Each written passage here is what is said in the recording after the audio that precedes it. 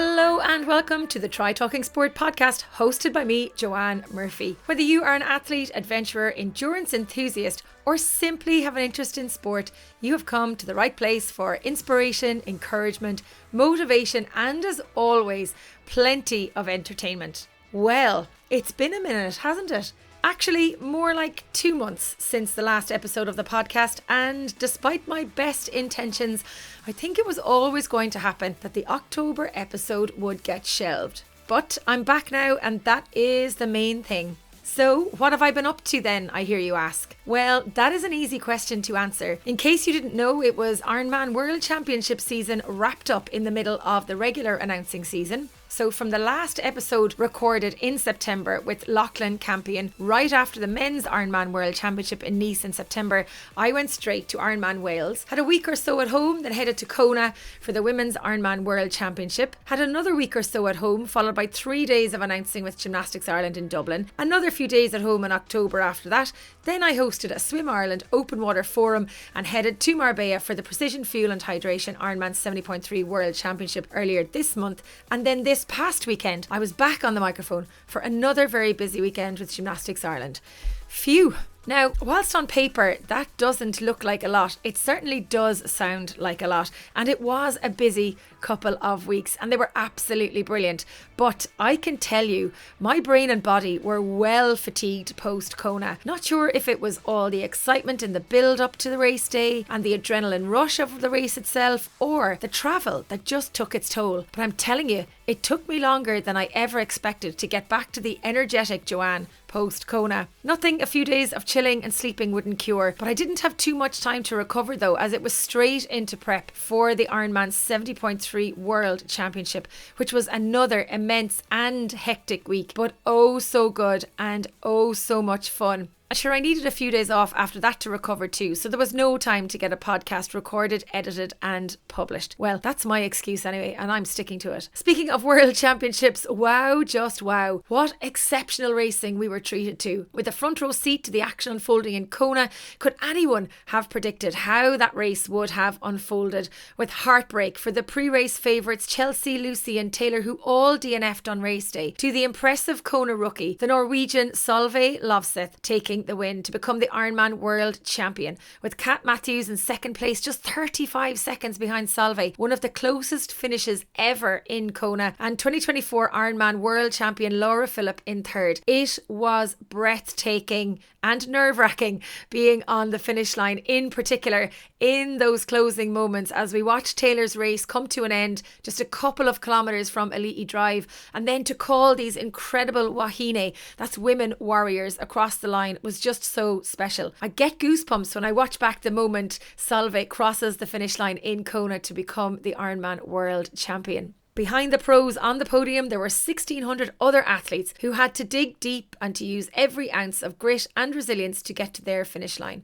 From the oldest athlete, Natalie Grabeau, at 80 years of age, yes, that's 80 years of age in Kona, the first ever 80 plus female athlete to cross the finish line on Elite Drive, to all of the athletes before and after her who had their own stories to tell and reasons for racing. It really was a special day, and race day was just one of the many highlights across the week. I shared a small series of Kona highlights on my socials if you want to check out some of my memorable moments from Kona 2025. Then earlier this month, as I mentioned, it was onwards to Marbella, where 2 days of sensational racing unfolded. Lucy and Taylor bouncing back from the heartbreak in Kona, a redemption race that was another hard fought and exceptional battle to the finish line, with Lucy taking another Ironman world title. The 2023 Ironman World Champion is now a two-time Ironman 70.3 World Champion, with Taylor in second place, just missing out on a historical fourth consecutive Ironman 70.3 World Championship title. Germany's Tanja Neubert rounded out the podium in only her second ever Ironman 70.3 race. This time around, it was Kat Matthews who suffered the heartbreak with a DNF on race day due to a calf issue on the run. It just wasn't to be the fairy tale ending to her almost flawless season this year. However, despite her DNF, she was crowned the Pro Series champion for the second year in a row, testament to her consistency and success in another great season of racing. In the men's race, I had the chance to go to the hot corner on Sunday to call the pro men into T2. I didn't actually get to see much of the racing in person on the course on Saturday for the women's race, so I was super excited to get so close to the racing on Sunday. From the big group of athletes who came in to transition off the bike in quick succession and headed out onto the run, we were within touching distance of the athletes, watching them power through the run course. The racing was an epic battle with no one giving an inch. Stride for stride, shoulder to shoulder on the run course, it was the 2024 defending champion Éire who got the better of the 2022 Ironman 70.3 world champion and 2021 Ironman world champion Christian Blumenfeld in an incredible sprint finish that went right down to the wire. Just 3 seconds separated them after 70.3 miles of racing. It was just so exciting. And then Casper Stornes, the newly crowned 2025 Ironman world champion, rounded out the podium in third, less than a minute behind Éire. It was just so close, and I can tell you on both days, the emotion on the finish line was raw and it was immense. Although narrowly missing out on the World Championship title in Marbella after a near-perfect season, Christian Blumenfeld's second place on the day was enough to secure the Pro Series Championship title for 2025. And beyond the podium in Marbella, the athletes who came across the finish line had their own battles, mental, emotional and physical, to face in order to tackle and conquer the brutally tough course in Marbella. In particular, that bike course was so hard. The theme of the race was Passion Andaluza, and just like the theme of resilience in Nice and Kona, the theme wasn't just a tagline. It was embraced and it was lived, not just by the athletes but by the supporters, the volunteers, the partners, the Ironman team and the locals whose passion for the sport and the event powered the 2 epic days of racing, showcasing our fabulous sport of triathlon on the global stage.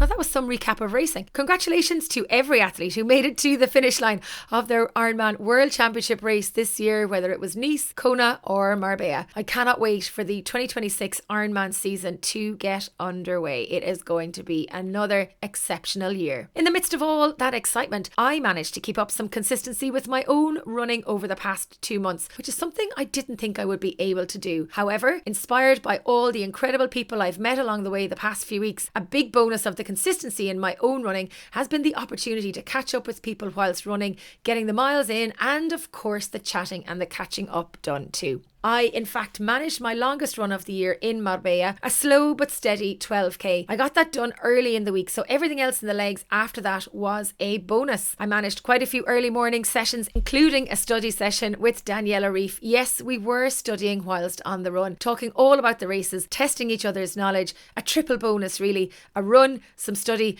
and some incredible company all rolled into one. From that fun in Spain to the dreaded treadmill in Dublin in recent days, I can tell you I still very much dislike treadmill running after 2 sessions on it at the weekend. It is just torture. It is as much mental training as it is physical. Great to get it done, but it is just no fun, no matter how you package it.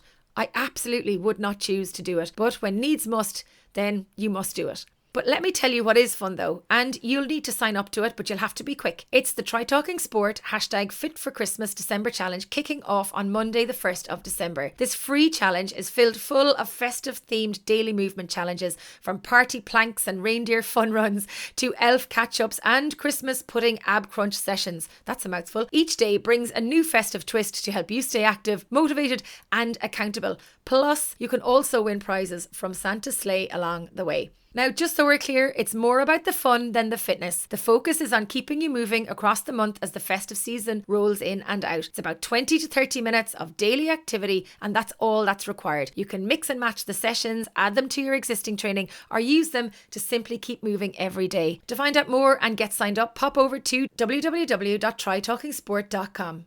Now, if you want something a bit more consistent and some more sport specific, the crew over at Feisty Triathlon have a 16-week cycling program that you can check out over on www.feisty.co. They are currently offering 40% off the program, so go check it out. And whilst you are at it, take a listen to their weekly triathlon podcast featuring yours truly as a host alongside Katie Zafiris and Kelly O'Mara, which gets released on all podcast platforms every single Friday. Now, if you're looking for a gift for yourself or for someone else this festive season, be sure to check out the range of fabulous body care products from our friends at Nuasan. Use the code TTS15 to get a 15% discount on their fantastic range of products online. Check them out on www.nuasan.com. Finally, I have a very limited supply of Try Talking Sport bobble hats available in a number of colours on the Try Talking Sport website. A perfect stocking filler and great to wear before, during or after a winter training session outside. Cosy and cute, if I may say so myself.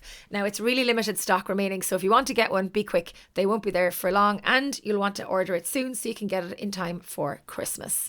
Now it's time to meet this month's guest. Endurance adventurer Daragh Morgan from Dublin recently completed one of the most extraordinary challenges ever undertaken on Irish shores. A gruelling 1,468 kilometre swim around the entire coastline of Ireland. A dream that took 6 years from conception to delivery and 338 hours in the water to complete. Swimming an average of 4 hours per day, often in harsh, unforgiving conditions, Daragh carved a path through jellyfish, relentless chafing and the wild moods of the Atlantic Ocean and the Irish Sea to complete his North Star challenge, Swim Éire. This expedition, however, was never a solo endeavour. At its heart was a dedicated support crew led by boat captain Dara Bailey, whose seamanship, insight and unwavering presence kept the ambitious 27-year-old swimmer safe and steadily moving forward. Together, their journey became a celebration of community, tradition and the deep cultural ties that connect Ireland's coastal communities to the waters that surround them. In this episode, Dara reflects on the physical and mental resilience needed to push through tough conditions, the key moments that shaped the expedition, and the sense of purpose he found in the water. He discusses past endurance challenges that prepared him, the unconventional fueling strategies that sustained him, and the emotional homecoming that closed this monumental chapter. This is a story of courage, coastline, and community, and of the magic that unfolds when a daunting, unpredictable idea pulls you far beyond your comfort zone and grows into something far greater than you ever could have imagined. But it's more than a tale of endurance. It is a testament to the human spirit and the unshakable power of self-belief. Swim Éire stands as a bright beacon that with vision, determination and teamwork, even the most formidable challenges can be overcome. Now, go grab a cuppa and enjoy the show. Daragh Morgan, welcome to the Try Talking Sport podcast. Oh my word, what an achievement you have just completed. It took 6 years of planning, 5 months of adventure on the Irish coastline, 4 hours on average of swimming per day, 15 kilometres covered daily, 338 hours in the water, 1,468 kilometre swim around Ireland. Wow, Daragh, congratulations.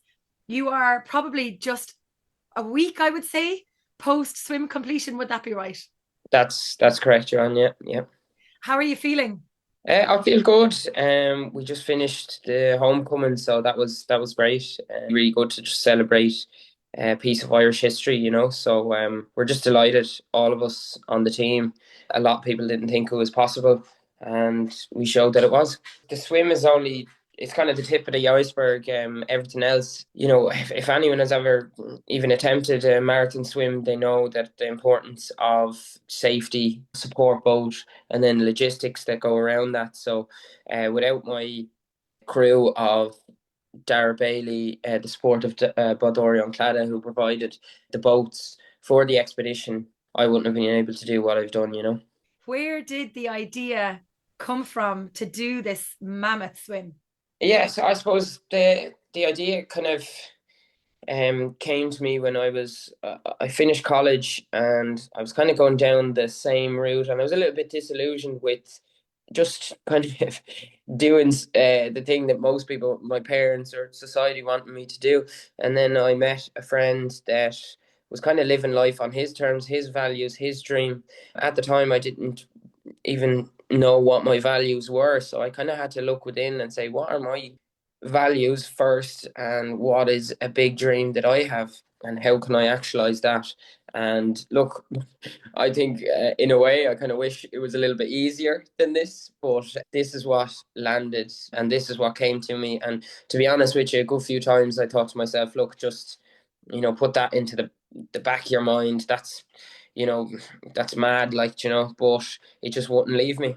And it kept coming back. And I thought to myself, look, I have to do this.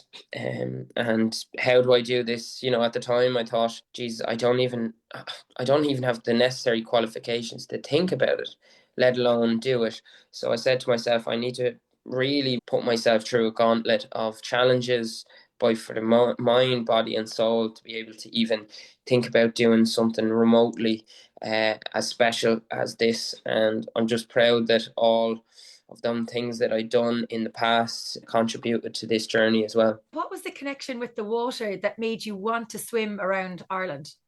I was a beach lifeguard for a number of years, and I would have open water swam. I lived down on Dummer East, southeast coast. I would have lived there, would have done a lot of my training there. And I just got a certain level of peace and solitude in the open water. It was different than any other training that I would have done. It was I loved the flow of it. I just loved it. And to be honest with you, still after doing this, I just love swimming. Like, as a reward, I went down to Blackrock and went for a 1K swim yesterday after finishing swimming around Ireland. People say you're mad, but like, when you actually love what you're doing, it doesn't, obviously what I done was extremely challenging and so tough, but taking off the wetsuit there the other day and going in for a smaller swim, there was something so refreshing about it, and it was beautiful, and it just brought me back to, this is why I do what I do. I love this, and I love adventuring, and I was able to combine a true adventure around Ireland with swimming, which was special for me. And of course, you are from Malahide in Dublin, but you live here in Galway with us now. Yes, yeah, yeah. I've been semi-adopted, but I'm not sure if I've been accepted just yet. You don't have the passport yet. No, not yet. Well, Although Badori and Claddy supported you, so I think you're halfway there. we're halfway there then, yeah, yeah. Once I We learn Irish, maybe I might get it, yeah. Sunny Lane Gaeilge gus ná. Cúpla fucker. Cúpla focal. Well, that's all that was needed, I'm sure, when you were swimming. Before we go into the nuts and bolts of the actual swim, talk to me a little bit about the homecoming on Saturday afternoon. I missed it, unfortunately. Listeners will probably hear my voice is a little bit rough. I was at gymnastics all weekend, so I'm still struggling the effects of that. But the homecoming looked absolutely amazing. Talk me through what it was like coming back into Galway and being celebrated by so many people that were on the shore. It was absolutely fantastic, I must say. I never really actually dreamed of the finish line, because we never know where it was going to be, because the weather was so bad and we had to change up routes, and we didn't know even where we were going to finish, because sometimes we had to skip it beforeward and go back and fill in lines.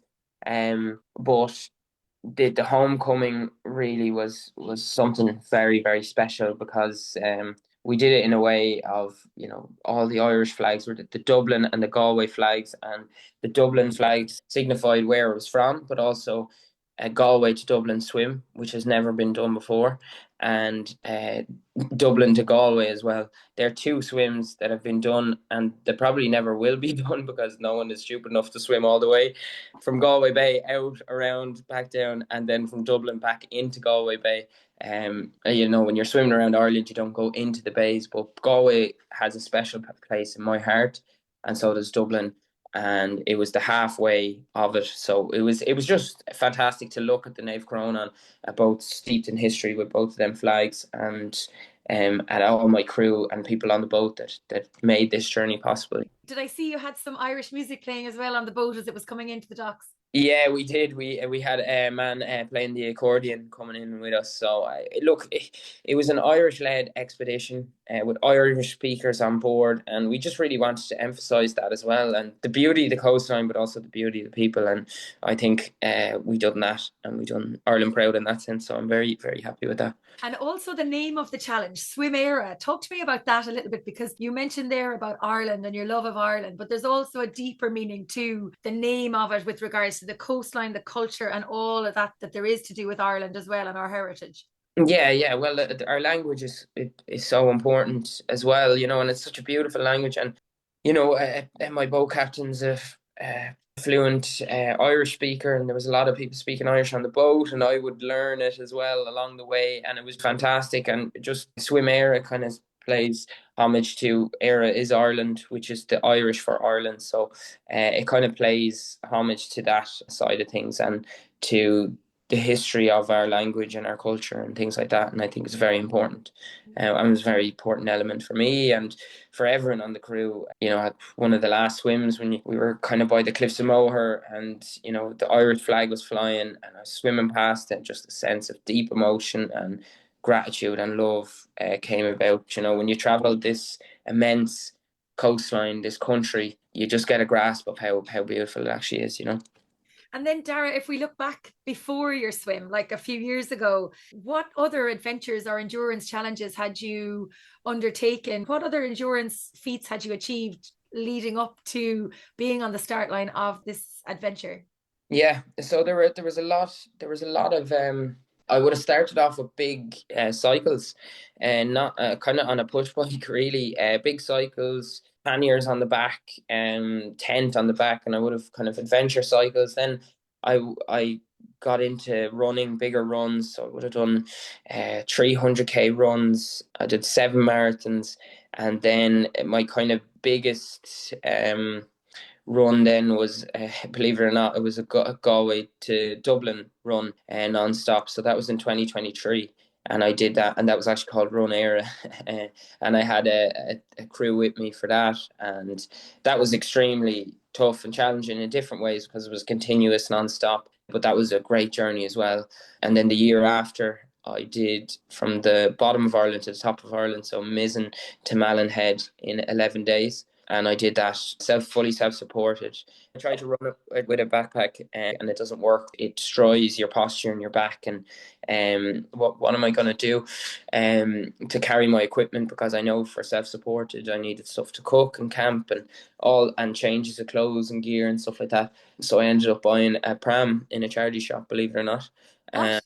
Yeah, I ended up buying a pram in a charity shop in Loughrea. It was 20 quid, great bargain. And then I basically retrofitted the pram, put a solar panel on top of it, and that was my support crew, so to speak, running the length of Ireland. I done that in 11 days. My average distance was about 60k a day that I ran on that. And that was an amazing journey for me. Was that pushing the pram?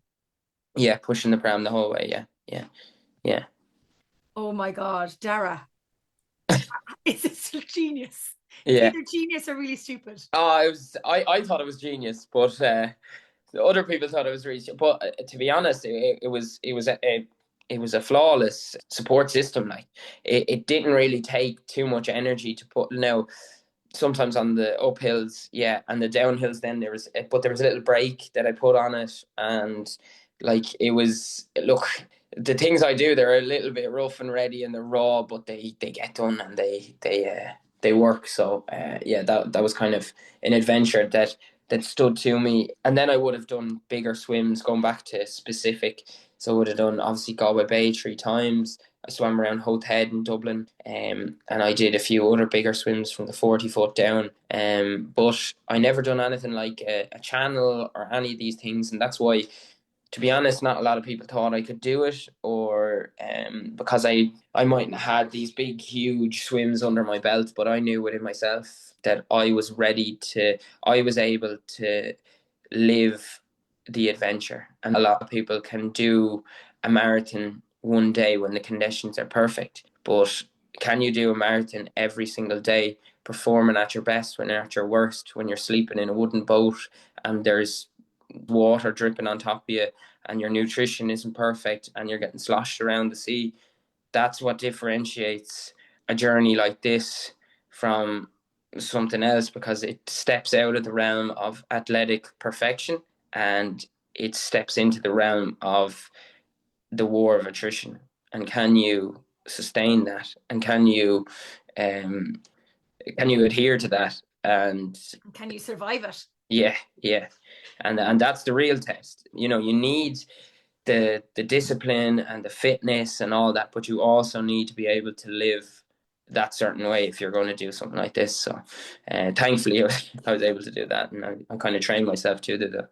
You didn't paint a very pretty picture there, Dara, of living the boat life, but you painted a lovely picture of living the adventurer's life there. Yeah, yeah, Do yeah. you thrive off the hardship that it was at times? As some days we had fabulous weather, great water, lovely swims, I'm sure, and lovely time on the boat and having the crack and the kind of squeal and all the rest of it. But on the toughest days, did you thrive in those conditions? I think, like, even going back to the boat, like, we had a lot of offers to sleep in hotels and go here, but we decided to stay on the boat because we wanted to keep it to an exhibition and keep the hardship into it, because there is a certain mindset that you get into when you're in the hardship, and it does harden you. So we had that mindset that this is not a holiday, this is really, really tough, and anyone who came on will tell you that it was not a holiday. There was no luxuries, there was nothing. It was hardship, and it will test even any crew. It'll test you. And to be honest, for large chunks of it, it was only myself and Dara Bailey, and then maybe another crew member that would come in and out. So yeah, it was very tough, and people said that a lot to us. They don't know how we were doing it, but the two of us were just obsessed with achieving this goal and getting our distances in each day. And I found someone that was as skilled, if not more skilled. Like, my side of things was swimming, Dara's side of things was the boat and the maritime side of things. And just luckily enough, we came together and we had a culture of going for it safely, but also knowing that we had to push it day in, day out, no matter how we felt, or what, obviously conditions rule the roost and nature rules the roost. But if it was good to go, we're going. And talk to me a little bit more about Dara Bailey from Lettermore in Galway. How did you come across him? How did that relationship get sparked, Mm. so that you could have that bond or that ability to both be at your best during the worst of conditions? So he would be very old school, He's from Lettermore, as you said, generations of fishermen, and he's a fisherman himself. His father was one of the last men that actually used Galway hooker boats for transport of turf and things like that. And his father would have taught him a lot of. He used to be able to actually know where the shoreline is by just listening to the waves and the water. He wouldn't even have GPS, he wouldn't have anything. So you're talking about a guy who was so connected with the elements, with the sea, who passed that down to his son, and his son took on that mantle. And, a lot of times in maritime culture and even sports and adventure today, technology does take over. But with this adventure, you needed someone that actually could be able to read the sea, read the weather, because we didn't have a lot of resources. We had no main corporate sponsor. Most of our navigation was done off two phones. It was very, very bare. But his knowledge and his expertise and his reading of the weather, of the currents, of all of that things was just absolutely phenomenal. And yeah, I was so interested myself in that side of things. He would say things, right, the weather's coming in, and it would come in just by looking at the clouds, or, most of the time the weather changes with the tide. So the tide is every 6 hours, and if we get a good 6 hour period, and when the tide changes, then you can see the weather changing. So it's absolutely amazing being around someone like that. But that's only skills passed down and being lost a lot. So I think, I'm not speaking for Dara myself, but I think he enjoyed bringing up them skills that were passed down by his dad, but maybe weren't brought up in a good number of years, because obviously we have technology and you wouldn't be in a situation following a guy swimming around Ireland. And it's lovely to see how you've spoken about Dara as well in all of the interviews. You've mentioned him every time, like that you couldn't do it without them, that it really was a team effort. And by the sounds of what you've described there, really it was the two Daras, Swill Yeah, Éire. yeah, really. Yeah. If you broke it down, and look, it's not that simple. There were so many other factors. Like, say, for example, my family, Dara Bailey's family. Without the two of them, it wouldn't have happened. There's support to them, and then loads of different crew that came in for different elements and brought a different aspect and a bit of uh, difference to it, because that's what was needed as well. So it was definitely, the core was me and Dara, and then there were so many other people that came along. I couldn't even name every single one of them, but they know who they are, that really embraced the journey and helped it and made it possible. And speaking of your family, how did they react? I mean, they know you have form of doing some endurance stuff that's kind of, as you mentioned, rough, ready, and raw. But what did they say when you said you wanted to swim around Ireland? I've been saying it for a good number. Like I said, I've been planning for 6 years. Probably been saying it for 3 or 4, and they tell me all. I could always tell when I said it, they'd roll their eyes or they'd say, "Don't think of it. Like, don't do it." There was very few. I was telling you, I'd say there was 2 people who actually told me to go for this and told me it was a good idea.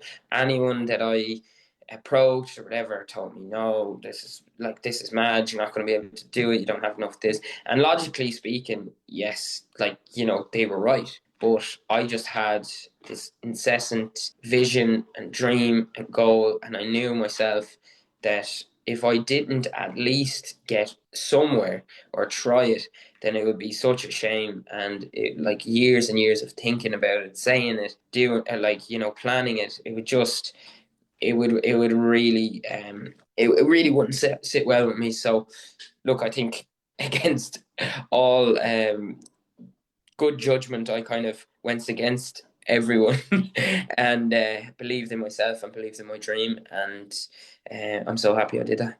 So, Dara, what drives this passion to push outside the comfort zone, to push your body, to push your mind, to find that inner strength and resilience and grit to be able to complete all of these challenges? And I'm not going to make an assumption, but I am going to make an assumption and say that Swim Éire was possibly the toughest one that you've completed. Oh, of course, definitely the toughest, but definitely the sweetest, because everything else I've done in my life, I honestly feel it was leading up to this, and this was the big one for me. This was my North Star, so to speak. So it was 100% the toughest, but definitely the sweetest. I think what drives me, that there is a multitude of factors, but I think, as you touched on, I think everyone has a deep reservoir of potential within them. And like you touch on inspiring people, I think it's up to ourselves to kind of dig into that. We don't know how powerful we really are until we test ourselves and really challenge ourselves and push through limiting beliefs or limiting factors or whatever that is. I remember pushing back to one of the first things I'd done, which was the cycle, and I didn't think I'd be able to get, and it was very tough, and just pushing through that. And then you think, okay, what actually is possible? What actually can I do? And then you test yourself a little bit more, and then things come to you. But I always knew, I found it hard to even visualize or even kind of dream about this, because I knew even dreaming about it was hard, because I knew what was coming. I knew jellyfish were coming. I know cold was coming. I knew it was going to be. I knew it was actually going to break me into pieces, and I had to put myself back together while doing it. So, and that's exactly what happened. And don't want to sugarcoat anything for anyone. Dreams are fantastic, but sometimes they'll also break you down into very, very tough, vulnerable places, and it's what you do with that. But I think the main kind of mental reframe and anchor for me is, the pain of actually quitting is so much worse than what you're going through right now, or how bad it is, or what the situation is at the moment. Let's talk a little bit about the swim. You started back in May with a swim from Blackrock in Galway Bay out to Inishmore, 6 hours per day on a beautiful weekend. It was a great start to the challenge. Yes, it was. It was a great start. May was actually an absolutely fantastic month.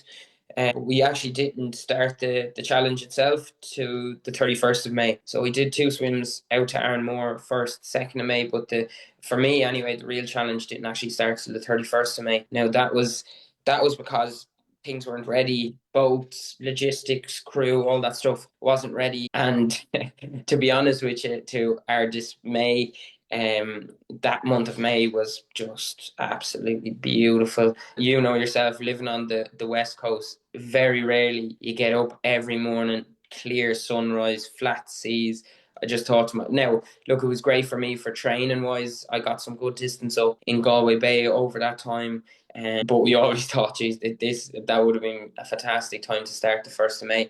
But it didn't transpire because we just didn't have things ready. So 31st of May, we actually left from Inishmore and then headed towards Lettermullen in Connemara, and that's where the real journey started and the hardship started coming in again. How did you chart the journey around Ireland? Like, how did you decide how long you would swim every day, or was it distance or time? How did you figure out what you would do every day? We kind of figured out time is the best, and tide, like the tide runs in a 6 hour period. So it'll run in a certain direction for 6 hours and then another direction for 6 hours. So really to maximize swims anywhere within the 4 to 6 hour period. And what we wanted our average to be for every swim was north of 14k. Thankfully, our average swim was, I think it was 15 to 17k every time we got in there. So it was very, very good. So that's to give you an indication. Running marathon is 42.2 kilometers.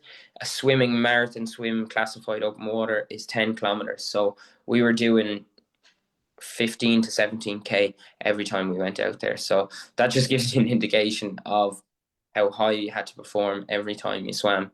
And that is something that I do. I don't like blowing my own trumpet too much, but every time I got in the water and every time I swam, I gave it my very all, and thankfully we did very well on every swim.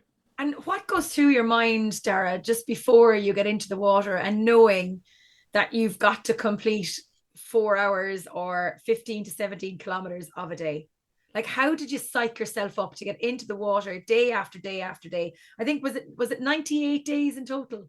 99 swims. 99 swims. Yeah. Holy moly. Yeah, 99 swims. So yeah, I like the mental change. Like it kind of goes back to that. I loved swimming at the end of the day. Like so, I a lot of the times I was actually excited to get into the water and get swimming because everything else was challenging. You know, logistics, and sometimes we'd have to get petrol and food, and we'd be running around and tying up boats and all this stuff. Things that I wasn't particularly skilled at, but I had to kind of row in because our crew was such a small crew.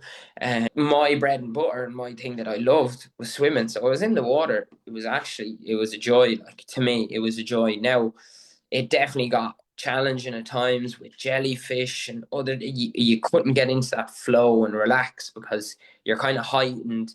There's big lines mains everywhere in the water. There's waves hitting you on one side, and then we did a lot of night swims as well, so getting used to that was another element of it, you know. But yeah, like that, I always kind of refrain myself back to, you asked for this, number one, and you actually love swimming as well. So the man who loves walking will walk further. Do you know what I mean? The song "Just Keep Swimming" is running around in my head now. Yeah, keep swimming, just keep swimming. You mentioned the jellyfish. I know at a Galway Bay swim, normally where they start it, there's like jellyfish soup. 9 times out of 10, there's jellyfish soup there, and they freak me out completely. Yeah. In Galway Bay, I just hate the touch of them. I hate seeing them, even the teeny tiny ones. So you mentioned their lion's mane. Were you swimming through jellyfish soup on average many days, or was it like a rare occasion? See, because we were out in deep water, it was very different. So, kind of to give you an indication of the route, the start we had to go through the islands in Connemara and then out. So we were in shallow water and then we went into deep water. And once we went into deep water, we stayed in deep water. When you're in deep water, the jellyfish usually are a little bit lower down in the water, but they're still big and they're still nasty and you can still see them. Now, the first quarter of the journey didn't encounter too many jellyfish, but then once we went past Malin and Donegal, it was just all the way down to past Dublin. It was lion's mane central. Like there were so many of them, and they are disgusting looking things. I would never want to see one again. Now, thankfully, I was actually I know I was saying thankfully, but thankfully I was stung quite badly by lion's manes in training up in Dublin quite a number of years ago. But that was actually a good reminder for me because I know what it was like to be stung. I knew how sore it was, but I also knew that my body I wouldn't, have a reaction or whatever. Like, so I knew that even worst case scenario, I get stung really badly, which I was on that training swim. Um, it would be okay after a while. And now I did get stung then quite a bit. So did you wear a wetsuit and a swim cap? Did you wear booties and gloves when you were swimming? Boots and gloves, yeah. Yeah. And what was the average water temperature, or did it vary vastly between the Atlantic Ocean and the Irish Sea? It varied. It definitely varied, and it varies depending on the time of the year. Like when we started, the temperatures were ranging from anything between 10 to 11 degrees. Then it went up to maybe the 12, 14s. And then on location, when you went around kind of the north by the Antrim coast, there's a lot of cold currents coming down there. So then it dropped down to like 12, 11 again. Then when we were around Dublin, it kind of increased again to like the 13, 14 area, but in and around and between 10 to 16 was kind of the range that we were swimming in. And how did you track the swim? I know you mentioned Dara Bailey was able to do the tidal mapping and finding the points and stuff or whatever, but like how did you track that you had covered everything you needed to cover? I know you finished just by the cliffs of Moher last week. I think you went back out to cover that piece. How did you make sure that the point to point were the correct points? Yeah, so it was very detailed. We have a start point and a finish point coordinate. So start point, we would log that on an app called Navionics, which drops a pin at your location when I drop in. Then I started my watch, which is a Phoenix, Garmin Phoenix, which fed all the GPX files into a mapping software called 060 Maps. So they are an adventure mapping company. So they would populate the map at any time I did the swim. So we had basically, we had that, we had the watch data, and then we had so Dara or whoever was the crew at the time would take a physical log. So they'd write down the start and the stop coordinates. They'd write down all my feeds, all the time, weather conditions, any notes. So we have 99 pages of all detailed notes from every single swim, which are accredited by Wowza. So this just really emphasizes it emphasizes what was done, but it also backs it up Yeah. and verifies it, which is really important to us as well. It's almost like having a daily journal as Yeah. well of what you did. Like think, in 10 years time when you go back to look at this and be like, gosh, I swam around Malin Head. What was it like that day again? Or the things that you encountered, like it'll be amazing to actually go back through all of this data and this detail in years to come, I'm sure. You mentioned there that you used to record what you were eating. I'm dying to know, how did you fuel yourself? What were the foods that you wanted when you were swimming, and what were the foods you wanted when you got back on the boat? Yeah, like a lot of people are gonna and they did laugh at this, but I would have always been a big advocate for whole foods, solid fuel, um, gels and things like that never particularly sat with me. So really simply, I was eating ham and cheese sandwiches, cups of tea, bananas, chocolate, anything that I could get my hands on. Cinnamon rolls, anything. And people were laughing, how are you eating that in the water?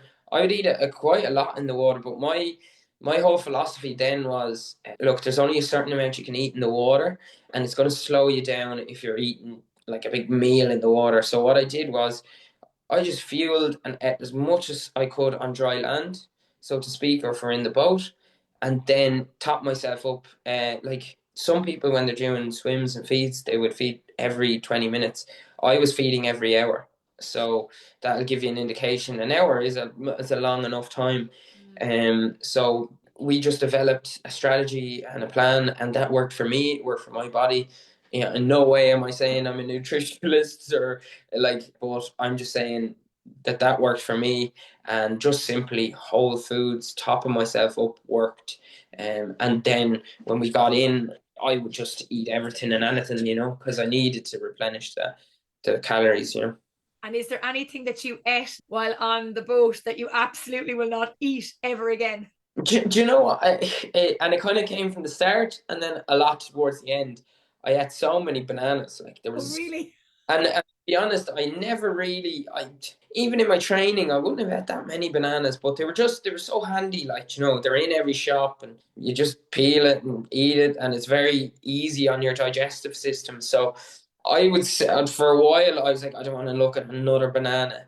And now I'd say I don't want to look at another ham and cheese sandwich for a good while. So yeah, we'll see. We'll see. When you look back at the physical challenge of doing the swim, what would you say was the toughest part of the whole journey? The physical. In terms of fatigue, or you mentioned there you all the jellyfish, like did you get badly stung along the way? Did you have to delay days because of issues with the wetsuit rash, or did you encounter any of those kind of challenges along the way, or were they all just weather related challenges or tidal related No, challenges? yeah, what's going to get you is really poor management, like of yourself and of your gear and of your equipment and things like that. Now, look, we were unlucky that I got very, very bad chafing under my arms. That's the word I couldn't remember. Yeah, yeah, yeah. So I got extremely, and to be honest, that would have nearly derailed the whole. I had to go to St. James's Hospital. They were planning to maybe potentially do a skin graft on my arm. It was that bad. The skin was that raw. I was every time I was going into a swim, I would open up cuts and I could see the blood like in the water. It was disgusting, but and the salt water then was like sandpaper into it. Now that was probably the one of the toughest elements of the whole swim, and I thought, right, jeez, I don't know where to go from here because we had to take some time off of the weather. I could barely walk. I was just in severe pain, and even when I was going to sleep, I couldn't sleep on the boat. The management of it, we didn't have really that much like stuff to put on it. I was putting on everything and anything, antiseptic cream, this and that, and it was just rubbing off in the sheets on the boat, and the boat was wet and it's a damp environment. And I would get up every day and I'd have to try and manage it and pack it with stuff, and then to go into the water again for it just to get even worse progressively.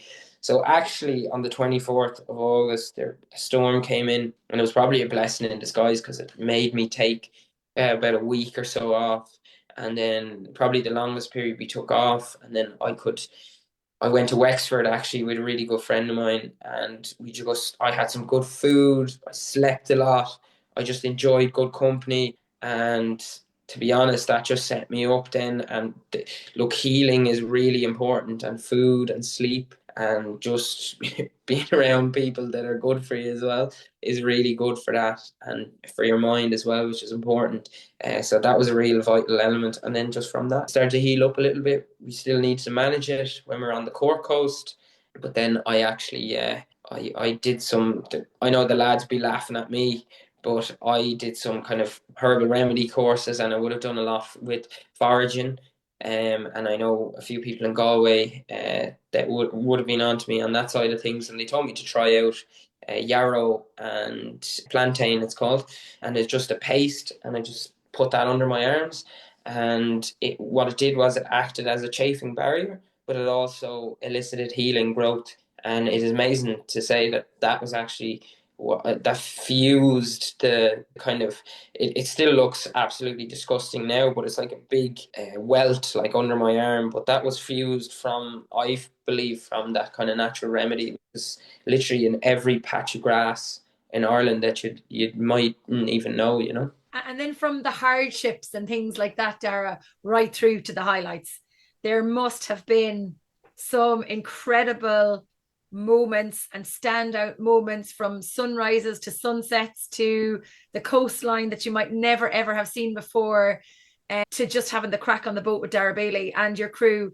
Are there any highlights in general, or is there one in particular that stands out to you as just a defining moment that you'll take with you for life?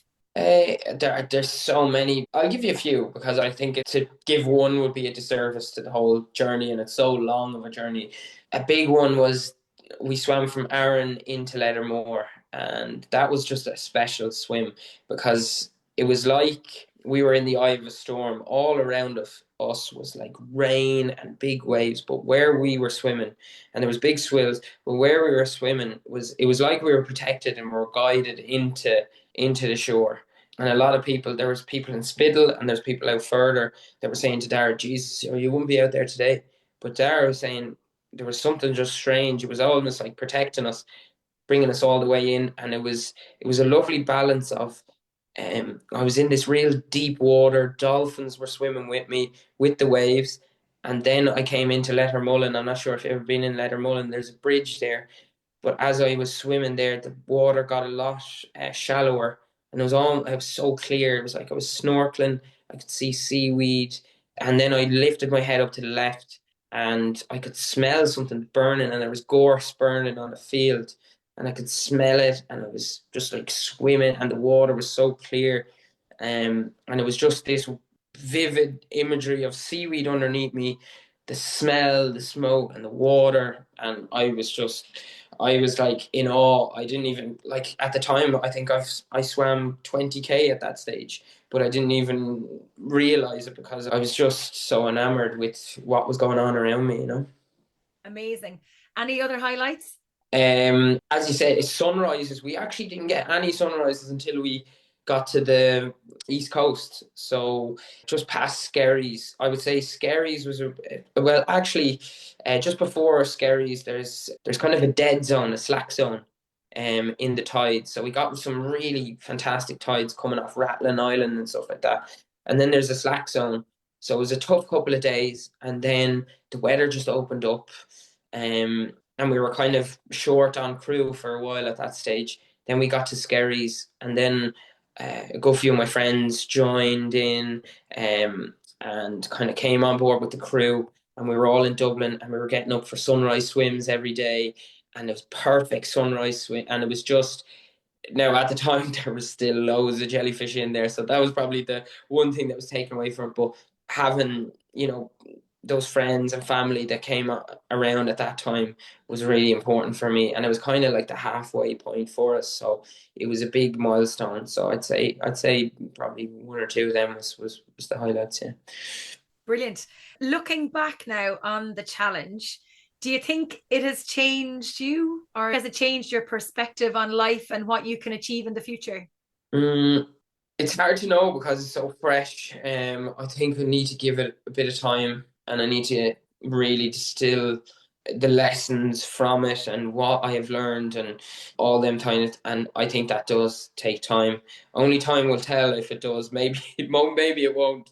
Maybe I do the opposite. But I think, yeah, I just need time to see if it will. But I think in the immediate, what it has given me is a certain level of peace because I've worked so hard, and I've been so obsessed with this. So it has given me a certain level of peace and serenity, which is really nice because I went through the mill with it. So yeah, it was anything but. So. Yeah. And looking at it now, right, and thinking about what you've achieved, what do you hope that people will take away from the story that you'll be able to share about the remarkable swim?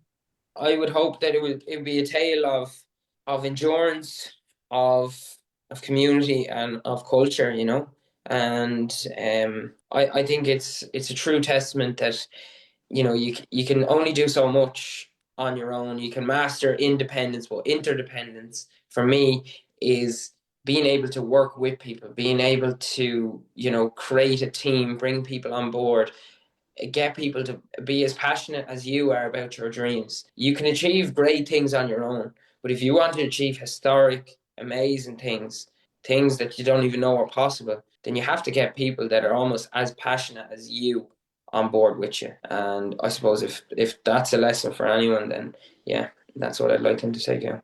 Yeah, and then of course you mentioned community there as well, Dara, and you are raising funds for the Simon community and for the RNLI. The importance of giving back to the community for you, is that part of the driving passion as well? Yeah, well, look, we wouldn't have got around Ireland without community, without coastal communities, without fishing communities. Community is everything, and it's made such a big difference for this swim. So, anything we can do to give back. And look, the two charities we picked, their land and sea, and they do great work. Particularly, I see the work they do in Galway. So yeah, we just really want to give back in that sense. And then one more question about the whole epic adventure. If you were to do it again, yeah. Is there anything you'd do differently?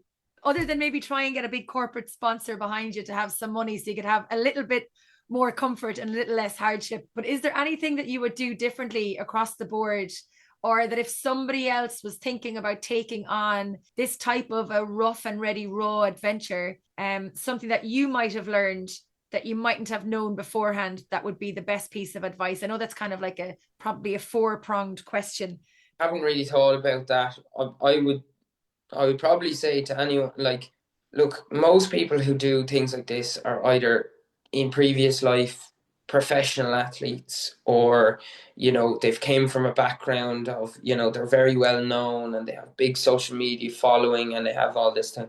Like, I am an ordinary person. I work an ordinary job, but we have done an extraordinary thing. So I think if that is, don't let that hold you back. And look, you still have it. You still think, geez, well, like, people like me aren't meant to achieve things like this, because it's meant for people that are just gifted and all things like that. But that's a lie, and that's I would think to anyone doing it, you're going to be up against it, and it's going to be harder, way harder than if you were, say, a sponsored athlete or you had loads of resources behind you. But that makes it all the more sweeter and actually a bigger achievement because you didn't have anything. So yeah, I think you're selling yourself short there by saying that you're very ordinary and you're not gifted. I would say, Dara, there's plenty aspects of you that are extraordinary and that you are gifted, because what you have done is absolutely exceptional.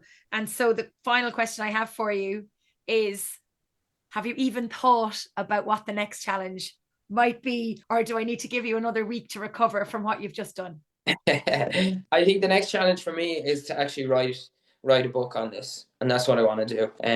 It's kind of more of an intellectual challenge, and probably one that my family will welcome a bit more.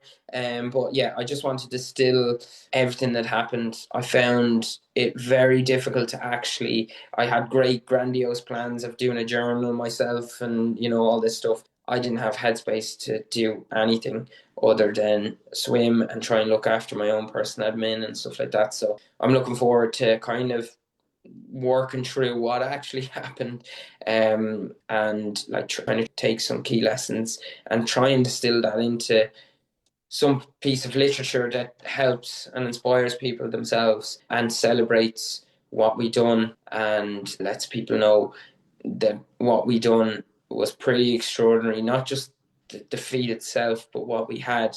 And I think that's an achievement in itself, and to kind of go into that a little bit will be nice. Yes, indeed. I think so. And from vision to delivery, there was no doubt that you were going to get it done. Daragh Morgan, congratulations on Swim Éire, completing it. Time to do a mic drop now, because you have completed the podcast as well. Thank you. So congratulations, well done. Bask in the glory of what you've achieved. I can't wait to actually see you in person and have a catch up over a coffee outside Gourmet Tart in Galway some of these early mornings with the lovely sunrise, because we've missed you for the coffee the last few months. So enjoy all of the celebrations and the opportunities that lie ahead for you now as you move through the next few months and the reflections of Swim Éire 2025. Thanks, Joanne. Thanks for tuning in. I hope you enjoyed this episode. You can get in touch with any feedback or guest suggestions by emailing me on trytalkingsport@gmail.com. If you would like to hear more great episodes of the podcast, be sure to check them out on our website or wherever you get your podcasts. You can follow all of our activities and podcasts on Facebook, LinkedIn and Instagram. And if you have any feedback or guest suggestions, please email me on trytalkingsport@gmail.com. I'd love to hear from you. Until next time, thanks for listening. Stay safe, keep smiling, and remember to look for fun and adventure in every day.